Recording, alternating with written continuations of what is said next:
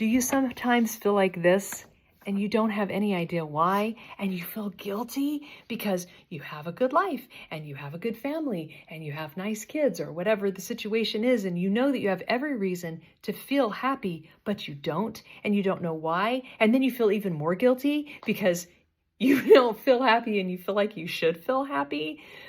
I felt exactly that same way until I discovered one very important secret. I was a mom with 3 little kids, and I have devoted myself to them, and I've been home full time with them for many years. And I just hit this wall where I just felt like everybody else was coming first all the time, and my personal growth had come to a halt. And I wasn't going to give up trying to be a great mom and trying to be a great wife, but I needed something just for me, and I didn't know how to find that. And it seemed like maybe that would help me to feel happier, but I had no idea where to start. Then I read this from Daniel Taylor, and he said, "Our greatest desire, even greater than our desire for happiness, is that our lives mean something." And then I realized it's not necessarily, I don't have a fantasy that I'm just going to feel happy 24/7, but I knew I needed more. I needed more meaning, deeper meaning that I could bring my family along with me and we could all do this something together, but it needed to be more than just changing diapers.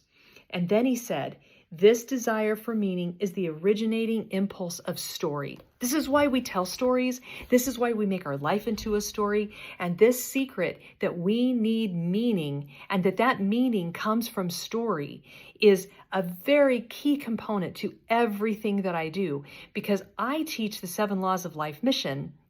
And those 7 laws help you rebuild a story that teaches you all of the incredible gifts and talents that you have, that shows you how you can implement those in meaningful ways in your community, and how you can bring your family along with you so that their lives are enriched too, and everybody grows and everybody becomes better. And that path has been transformational for me.